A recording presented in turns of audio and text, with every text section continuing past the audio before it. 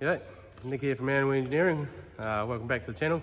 Just thought I'd do a quick update of the old RX8 here. So when I left off the last video, it's probably a couple months ago now I guess, I did have the car booked in to do a dyno 2 days after I done that video. I sort of got it running and then I went to take it for a little test drive, and as soon as I hit 5th and 6th gear, it was just making a horrendous noise. It was savage. So basically the gearbox was trashed. I bought it off a local guy here in Perth.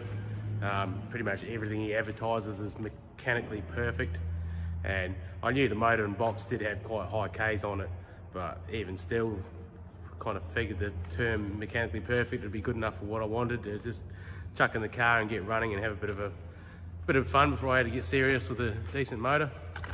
But yeah, as you can see, I've sort of stripped the car down, I've painted it, tidied it up. Not much else really with the car's happened other than that. I've managed to get another gearbox, so that's in the car now. And other than that, I've got my wife, my awesome wife, she got me a couple of seats and harnesses and that for me 40th, which was a few weeks back. So they've turned up. So got a couple of Sparko seats and harnesses and that there to chuck in the car. I've got to make up some mounts for them, get them in the car. Got a disconnect steering wheel, and I've got a few other bits and pieces. I've got to pull the motor out. The motor, the lifters in the motor are gone as well, so that needs doing. So I'm going to replace the lifters in the motor, and then while it's out, I'm going to upgrade the oil pump and do the timing chain as well. And then yeah, we'll chuck that back in, and we should be good to go. But just sort of taking the opportunity just to go through and button up a few other little bits and pieces. There's no sort of drift season going on at the moment anyway, so figured I might as well sort of take the time over the next couple of months and actually make sure it's nice. I'm going to get an AccuSump, get that sorted. So generally what I've sort of heard with these LS motors is that oil is what kills them. So I'm sort of trying to make sure that the oil system for it is good. And yeah, and then hopefully once I actually get to start doing a bit of practicing and learning how to drive the thing, hopefully won't have any issues, you know. So yeah, other than that, inside the cars, that wiring, oh, I've got to sort the wiring out too. I'm probably going to look at just buying one of those universal harnesses and just redoing the whole lot. It's a bit scary in there, but it all works. It's just a bloody mess. So I'll either just try and tidy it up, or I'll just get another harness. But what we're up to today is I've got the headers and the front pipes that are, so these are the ones that just go down back under the engine and behind the car. So I've pulled them all out, and I've spent probably 2.5 hours today re-pickling them.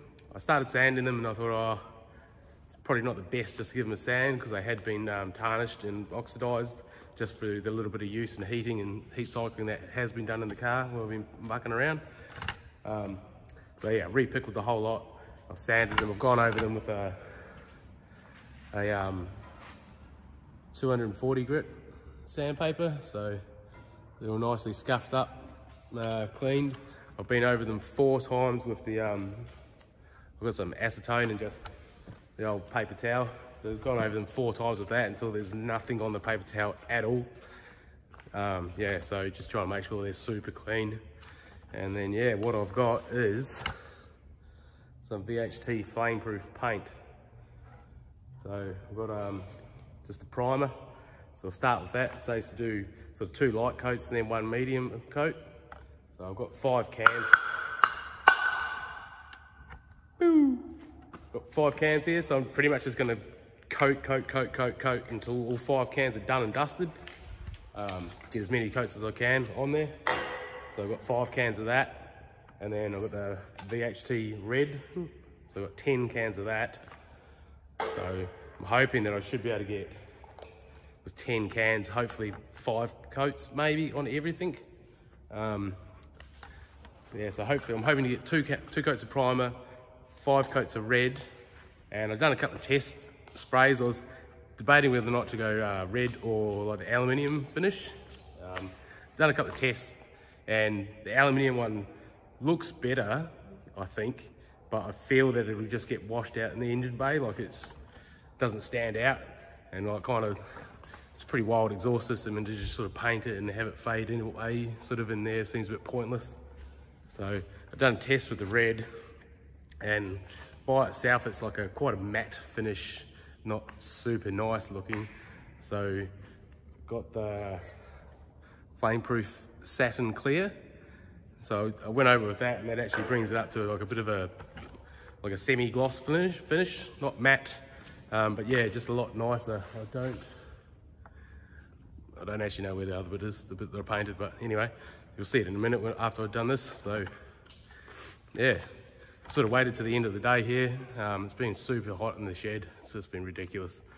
So I just sort of waited to the end of the day once it cools down a bit.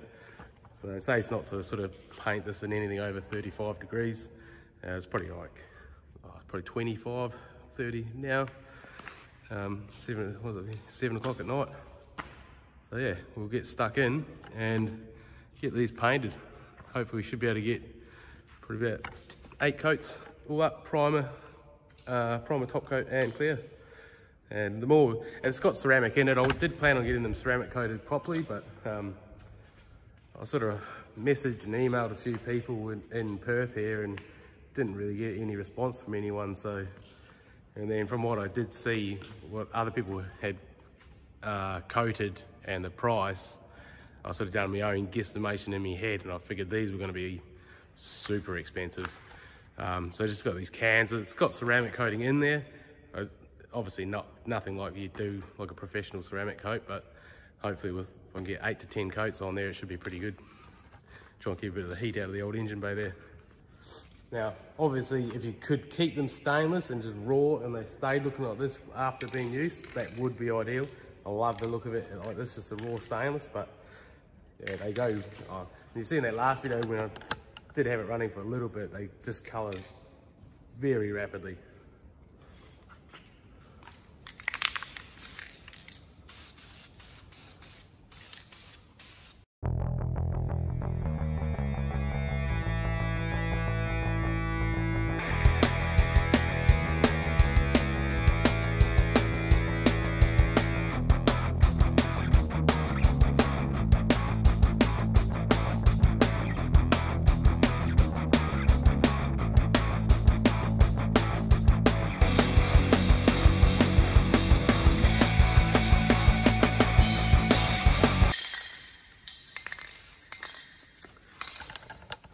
Alright, there you go, that's the first of the light coat. That's one can dusted.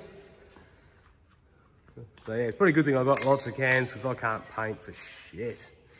So more coats, less chance of it looking shitty, I guess. We'll wait and see. But anyway, we'll could probably just cut back once the priming's all done and we're about to ready to move to colour, I think.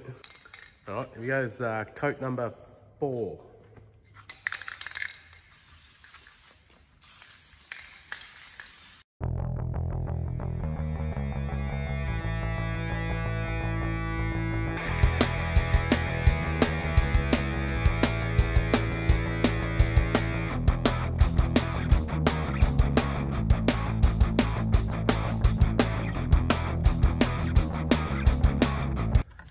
All right, well that's 4 coats of the white.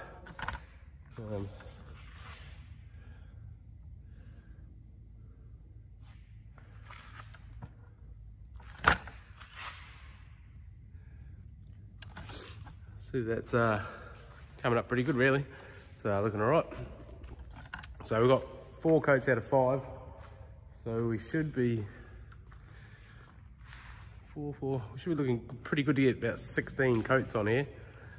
So I think even though it's just the old sort of cheaper version of using the spray can ceramic coating, with 16 coats we should still be able to keep a fair amount of heat out of the engine bay there, and should look pretty good too. Have a nice deep colour hopefully. So yeah, safe to leave it 10 minutes in between coats, but I think before I move on to the red I'll probably leave it a little bit longer than that.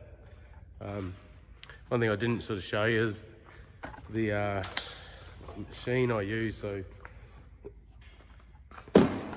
when I do my pickling and that, I use this machine here. It's called a Insatig. So instead of using like pickling paste and stuff like that, which is pretty hazardous if you get it on you, it can actually get in and eat away at your bones if you don't neutralize it and clean it properly.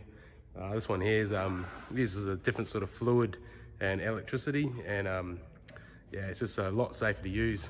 It's a bit slower than using pickling paste, but yeah, it does the job and cleans it up nice and good, and it sort of passivates it at the same time, which is handy.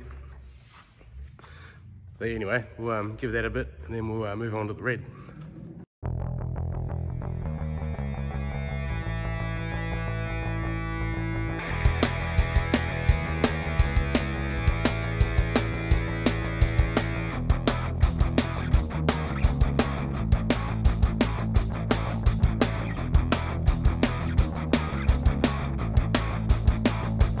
Yeah, it's round one with the red VHT.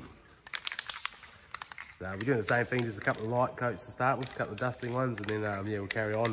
Should be able to get about 8 coats.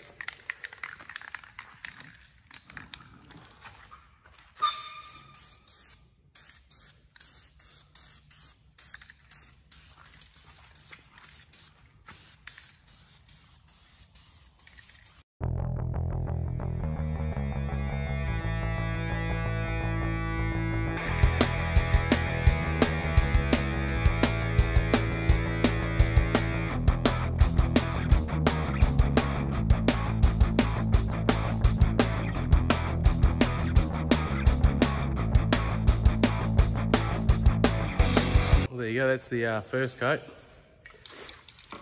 Just a sort of quick light one to get a little bit of coverage, but as you can see, it's kind of like a matty orange finish, which is kind of what put me off to start with. It wasn't until I sort of sprayed the satin clear and it got a bit of a shine and a bit of a gloss to it. It changes it a fair bit, but as it stands at the moment, the colour you see here right now, not a big fan, but yeah, it does get better. That's why I've sort of done a couple of test spray outs. But anyway, that's the first one. Should get 8 out of that. Yeah, so we'll check back in and maybe coat 4, 5, somewhere around there. So we're up to coat number 8 now. This will be the last coat of the red top coat. This the top coat seems to go a hell of a lot better than the primer. It doesn't want to run on you. It seems to like set off fairly quick, which is good. As you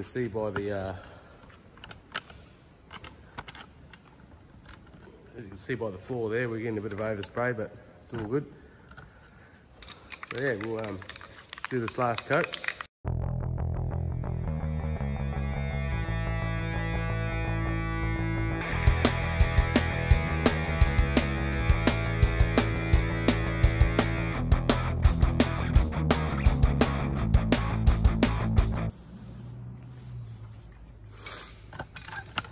Alright, well that'll do it for the red top coat. That's 8 coats, and we've got 4 coats of primers. We're up to 12 now.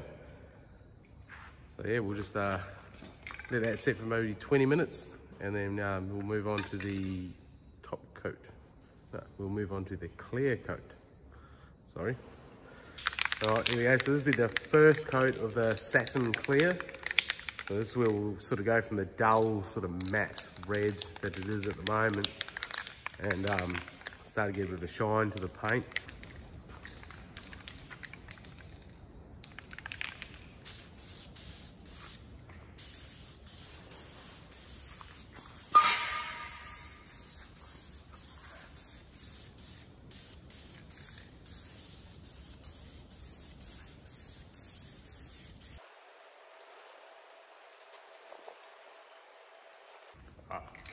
So straight away you see that I've just done the whole thing then. Kind of forgot that these are the ones that go back under the 2.5 inch ones are a lot easier to paint than the actual headers themselves. So I've just decided as I was going there to at least give it 1 coat over the whole thing.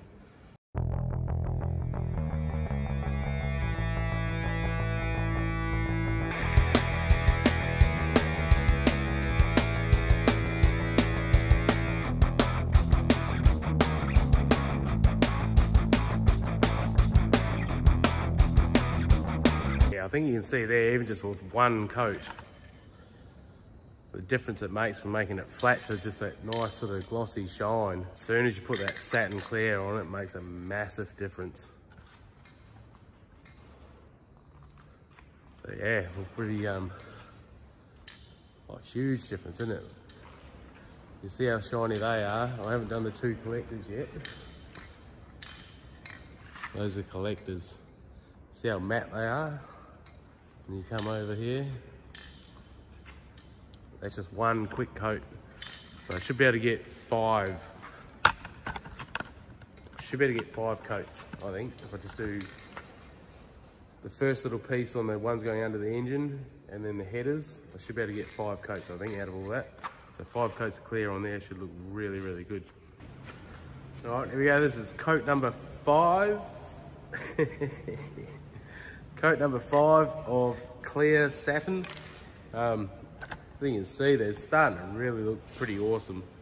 I ended up doing 2 coats on the ones that are going under the engine. Just started spraying it out and I've done 2. Just because I thought it was going to look better rather than just sort of half-assing those ones. But yeah, trying to spread the clear out to get enough on the actual pipes you're going to see. So yeah, coat 5, which I think is a total of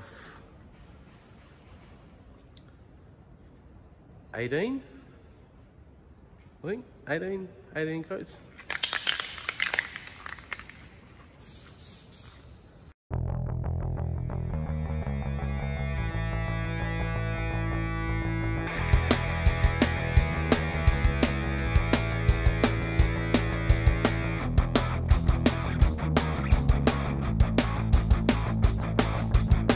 So, there you have it. That is over there.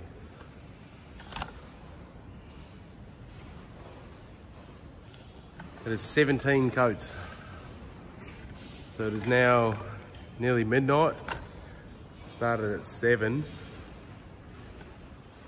So what's that, 5 hours? 5 hours has been at this. A few beers. But yeah, you can see the difference if you go back a couple of minutes in YouTube world. The difference between having that satin clear and just the normal red makes a huge difference. Wasn't a big fan of the red by itself, the flat red. But yeah, once you put that satin clear on it, comes up pretty trick. Now this is a curable paint, either in an oven or on the car. I am flying out for work in a couple of days, so sort of while I'm here at midnight now, just trying to get it all done and painted in one hit. Sort of like a wet on wet paint. So do a coat, 10 minutes, do a coat, do a 10 minutes, do a coat. So yeah, just really wanted to get this done today. So it's pretty much just gonna sit on the hoist here for probably 2 to 3 weeks at minimum. And yeah, so it'll give it a few weeks to sort of cure up in the shed here. It gets bloody hot in here, so it's going to be like 50 degrees over the next sort of few weeks inside here. So that'll give it a bit of a chance to cure up before I actually get it back on the car and do a proper cure and cycle it up.